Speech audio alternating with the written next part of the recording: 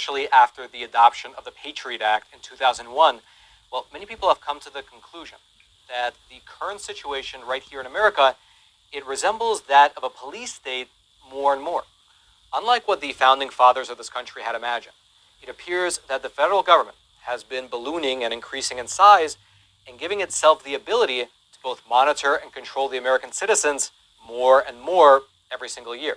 And so, whether it's controlling what you and I can and cannot say through their partnerships with social media companies, whether it's things like the NSA spy program, which allows for the actual warrantless surveillance of Americans, or the corollary abuse of the FISA spy warrant system, which allows for government officials to effectively spy on American citizens, whether it's the FBI allocating their precious resources to track down parents who happen to speak up at school board meetings, whether it's these domestic terrorist plots which get foiled only to later be revealed that they were actually just cases of government entrapment, or whether it's these federal bureaucrats within the intelligence agencies going ahead and influencing American elections, well, all these seemingly disparate examples, they reinforce the idea that if we're not already living in a police state, we are perhaps well on our way. And so, with that as the general background, a new film has just been released exposing exactly this problem. It's called Police State, and essentially, it serves as a wake-up call exposing the threat to the American way of life. And I was fortunate enough to have the opportunity to sit down and speak with Mr. Dinesh D'Souza. He is the director of the film, and we had a phenomenal and far-reaching discussion about not only what he was able to uncover throughout the course of his investigation, which ultimately culminated in the film, but also what the truth is like behind the scenes at these agencies, and also what can actually be done to turn back the tide. It was a phenomenal discussion that I hope you'll enjoy. Dinesh, thank you so much for joining us. Maybe to start with, for the audience members who haven't seen the film yet, can you please define what a police state is and tell us whether, in your opinion, we're already living in one? A good way to define a police state is simply to look at police states around the world. I think obviously of North Korea, China, Iran, and the old Soviet Union, and ask what are the characteristics or traits that these countries, these states have in common. Well, they have mass surveillance of the citizens. They have systematic censorship. They have political indoctrination in the schools and in the media, a lot of propaganda. They are one-party states. They sometimes allow elections, but they never allow effective opposition. If an effective opposition leader comes up, they try to block him, to arrest him, in some cases to exile him.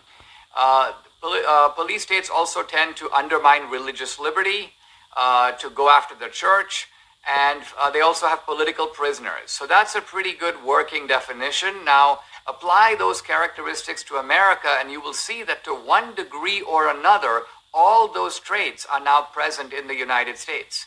So I'm not saying that we are a full-fledged police state, but we certainly are on our way to becoming a police state. Dinesh, let me ask you this. You know, when myself and a lot of other people think about the federal bureaucracy, we oftentimes think that, well, the federal bureaucrats are overwhelmingly left-wing. I mean, you can see from the, the political donations that something like 95% of political donations from the federal employees typically go to left-wing or progressive candidates, right? But then on the flip side, when we think of law enforcement, whether it's at the local level or even at the federal level, we oftentimes think of those individuals as more conservative-leaning. And so is that something that you uncovered throughout the course of your investigation for making the film? Are they more conservative-leaning? Like, is that correct?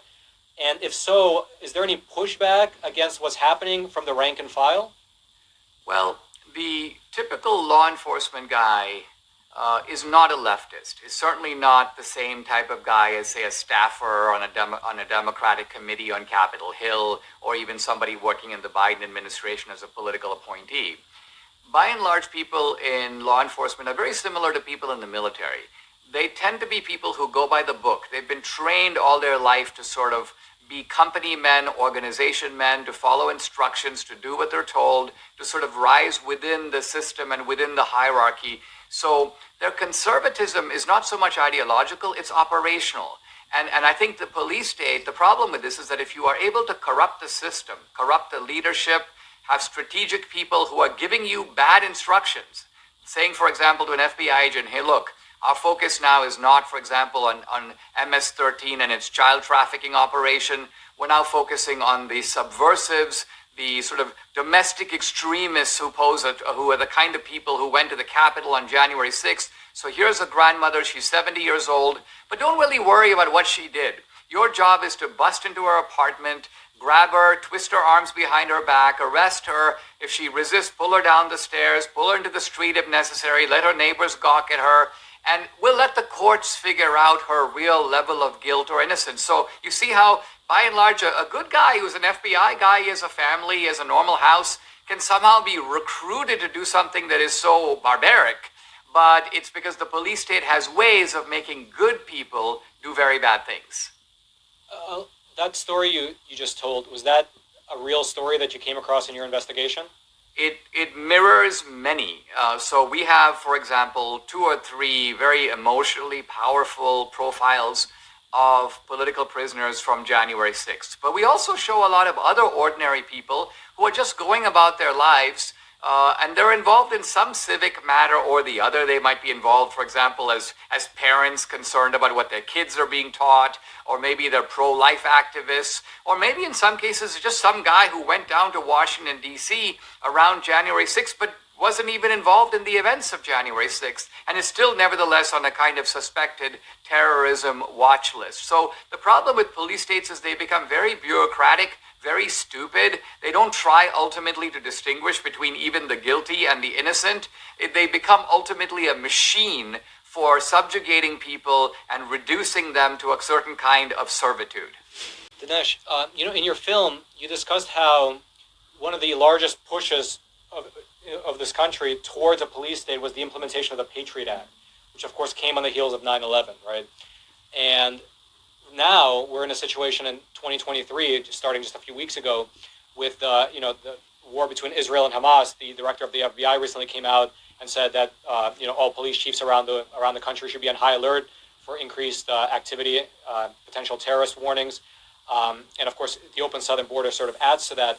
I'll ask you 2 questions. The first is, do you think that resources have been shifted away from terrorism towards more like domestic threats, like parents, political enemies, such that it might actually weaken the response towards a terrorism attack by the FBI? Do you believe that's the case? Without a doubt, and it's not so much that I am conjecturing that is the case. The FBI director, Christopher Wray, has gone before Congress and said our top priority is domestic terrorism and domestic extremism. We think that, for example, white supremacy poses a greater threat than any other threat to the country today. So there is a open profession on the part of police agencies of government that they are moving toward a domestic focus and toward a focus really on the political opponents of the Biden regime. So it's not too surprising to me that they completely missed this Hamas attack. I mean, just think about the magnitude of 1,000 people being able to get past it's an Israel intelligence failure to be sure, but it's also a U.S. intelligence failure. And I think that the latter is due to radically misplaced priorities. And if that premise is true and these misplaced priorities potentially leave a gap for something, I would hate to say it, but something similar that happened in Israel to happen in the States, where there's a surprise terrorist attack, could just be a lone actor, could be a small group. Would that justify a Patriot Act 2.0? I can imagine a scenario where there's a terrorist attack, all the media would overwhelmingly begin to question why, how did we miss this? How did the intelligence services miss this? There would be a large hoopla about it. And the end result, I can easily imagine, being to give more money and more power to these agencies, not to investigate them for their failure, but to instead just give them more authority.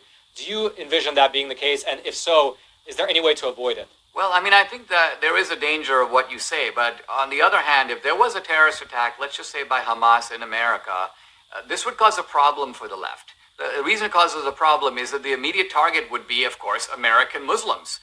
In other words, how did Hamas establish these cells? Who are these people and where do they live and so on? So for the left, remember, the left was actually very aggressive in defending the civil liberties of Muslims in the aftermath of 9/11, and to some degree they were correct. But those same organizations that funded lawyers and erected a massive apparatus to defend Muslims in the aftermath of 9/11 have gone totally silent when the target is conservatives and patriots and, of course, the defendants of January 6th. So I foresee the left trying much more to fan the flames of fear in other ways. So, for example, climate change is very good for them. So, because it is events of fear that cause people to want to say, all right, I'm willing to give up this liberty. If we think about the events that have caused the greatest subtraction of liberties in this country, 9/11 was one of them. Fast forward to COVID, that was another. January 6th was a third. So the left has opportunistically realized that fear is a great weapon to get people to say, all right, I'm willing to exchange a good part of my freedom in exchange for the security and safety that you're promising me. Let me ask you this: in the film, you were during the one part you were discussing the Hunter Biden laptop story and how it was suppressed by the intelligence services. And this is something you said in the film. This is a quote: "The police agencies of the government, acting on behalf of the Bidens, moved to suppress public discourse of the contents of the Hunter Biden laptop." So here you said acting on behalf of the Bidens. In your investigation, how do you figure that? Is it the case that you believe that they're acting on behalf, as in like Joe Biden or Obama or someone else tells, this is the objective, this is what I want you to do? Or is it just kind of a coalescing sort of ideology that drives everyone in the same direction, and looking outside, it sort of seems like it's being directed, but it could not be. It could just be a bunch of different people who are driven by the same ideology moving towards a common goal. Which of the two? No, I actually am referring to things in a very specific way. The police agencies of the U.S. government are part of the executive branch. They are, it is true, funded by Congress, but they answer to Biden. I mean, who does Merrick Garland work for? He works for Biden.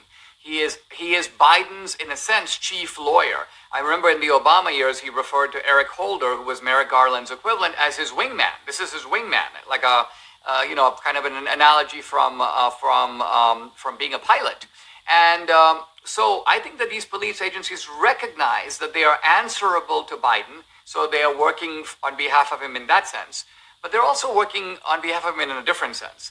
And that is that the police state, any tyrannical regime is always going to say, who are my friends who are helping to build the police state? And then who are my enemies who are threatening the police state? So I think from the point of view of these police agencies of government, not just the FBI, but the Department of Homeland Security and also the CIA, they basically say the Democrats and the left are helping us construct a police state. They are our friends.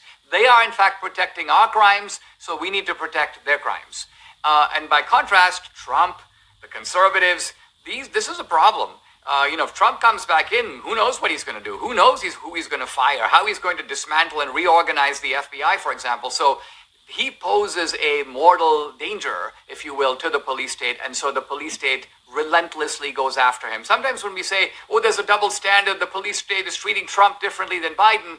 Well, that's only if you assume that the police state is somehow impartial and aspires to hold itself to a single standard of law abidingness. But if the police state is looking at it differently, who are my friends, who are my enemies, then the police state's actions are completely consistent. And so when you say the police state's actions are completely consistent, I guess I imagine talking about sort of the upper echelon of the decision makers, not necessarily the rank and file, but the people like Merrick Garland, right, who are at the top making the decisions. So let me ask you, along that line, are you familiar with Project 2025? I've heard of it.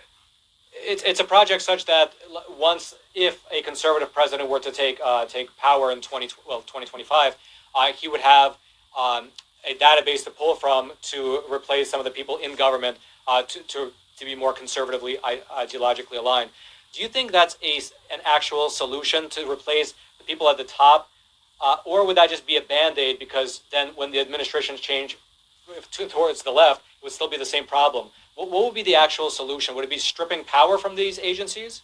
You need this is a battle on many fronts.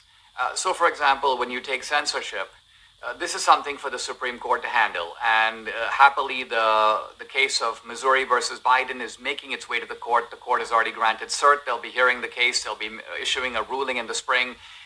These things move more slowly than I would like, because I know millions of people have been censored over the past few years. Millions of people are being censored now. The court is allowing millions of people to continue to be censored until they make their decision in the spring. But nevertheless, they have a chance, the Supreme Court does, to administer a massive drop kick to the police state. Now, there are other things that you can do if you win the presidency. You can revamp agencies of government. You can do, if you have the House and the Senate, there are things you can do legislatively. Even if you don't have those things, but you have Republican governors and secretaries of state and attorneys general, there are things that can be done at the state level. There are things that we as individuals can do. So this is a case where there's not a single solution, but the police state needs to be resisted on all fronts, and that's the way to roll it back. About a month ago, my team and I were doing a special segment on what took place over in Michigan with the entrapment. Of course, you're aware of it with Gresham Whitmer and that case. And we reached out to an individual. He's a reporter named Trevor Aronson. He wrote a book called The Terror Factory, Inside the FBI's Manufactured War on Terrorism. Now, we thought that we would reach out to him and get his expert opinion on what happened in Michigan, but he sent us back an email, and it really surprised my team and I. I want to read this email to you and get your take, because it sort of fits into the motif of the film. He wrote this to us, quote, "Conservative media have done a very good job of amplifying the Michigan case to make it appear as if the FBI is disproportionately targeting conservatives, when in fact, stings like the one in Michigan are exceedingly rare compared to the hundreds of stings that have targeted people of color and left-wing activists over the past 2 decades. He says, I can count on one hand the number of terrorism stings that target the right-wing white men in America. By contrast, more than 350 defendants, mostly people of color, have been caught up in international terrorism stings." What would your response be to criticism like that? Well, look, Trevor Aronson has done some really good work in showing real abuses of power by the police agencies of government after 9/11 vis-a-vis Muslims. And I think what happened is that the FBI and all these agencies got a big trove of cash from the government to go after terrorism. And then after 9/11, they might have expected there to be a lot of other incidents, but there weren't. And it may be because U.S. bombings abroad and so on had immobilized those groups, and they weren't able to carry out that kind of attack. But the bureaucratic agencies of government were like, okay, well, our funding is going to dry up, so we need to manufacture some terrorism. And so that now they started their entrapment campaign, and they've become really good at it. And Trevor Aronson has actually documented it pretty well. So I agree with him. Going all the way in the years after 9/11, the FBI and these other agencies became really sneaky about going to, I'm just talking generally here, but they'd find some students who are radical and denounce America. And then the FBI informant goes, well, hey, have you guys thought about joining ISIS? No, not really, man. Well, you're saying all these things. You want to be a soldier for Islam and so on. Why don't you join ISIS? Well, I don't know how I would join ISIS. Well, guess what? There's a training camp that's going on in Pakistan. Have you ever thought of going? Would you like to go? Well, I don't have any money. Well, how about if we give you some money? Well, I don't have a passport. Well, how about if we get you a passport? So you see what's going on here? The FBI is luring someone who might be radical, but into doing something that they would not otherwise do. And then right before they're set to do it, bust them. Oh, we are amazing. We just busted a dangerous terrorist. So Trevor Aronson has done a good job exposing this. Now, interestingly, when the target becomes conservatives, patriots, Christians, Republicans, Trevor Aronson has kind of gone silent. And so this guy is not, as it turns out, a consistent defender of civil liberties. If he were, he'd be defending them across the board. But he is ultimately concerned about the civil liberties of the left. Let's remember the left was a big defender of free speech in the 60s. Why? Because they were the ones who were being targeted. But the moment that they got power in the universities, they were happy to turn around and suppress the free speech of conservatives. So it turns out that these leftists are not committed to civil liberties per se. They only mean civil liberties for them. Notice that when Elon Musk banned a couple of leftists on X, then called Twitter, for one day, they were screaming, what about our free speech, quoting John Stuart Mill. So they value free speech, but they value free speech for themselves, and yet they're happy to trample on the free speech of other people. So you mentioned the January 6th cases. We ran a story recently, just earlier this week, about Jake Lang. He's been in semi-solitary confinement, but jailed for the last 1,000 days, basically since 2021. So shortly after January 6th, he was jailed in upstate New York. They took him over to Virginia. He's been there ever since. In your investigation, did you uncover how or why this is happening? Because the more I look into it, the more it just seems like these judges are putting these individuals into indefinite confinement pending trial. but there's no real reason other than, hey, they're a flight risk or they're a danger to the community, even though that does not, on the surface at least, seem to be the case. Do you have any insight into that? Yeah, it all comes down to the validity of the original narrative. If January 6th was truly a kind of insurrection to overthrow the government, then these are dangerous insurrectionists, including, by the way, someone who strolled in the Capitol for 5 minutes, didn't harm anything, didn't do even a graffiti, was there while officers were present and left without harming anyone. Even that guy is part of this insurrection. So then judges look at that and go, well, I'm looking at an insurrectionist. Well, how can I let that guy go home to his family? Who knows what he's going to be plotting? He might be concocting the next insurrection right now, for all I know. Now, to you and me, and in a normal frame of mind, this is like a form of lunacy.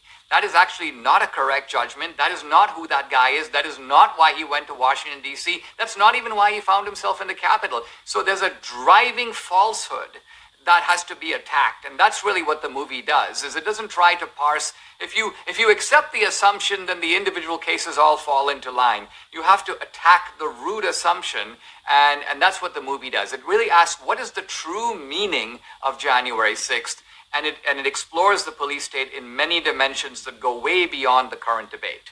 Dinesh, can you leave the audience with a bit of hope? Leave them with a bit of hope for the future. What are some positives on the horizon? What can be done?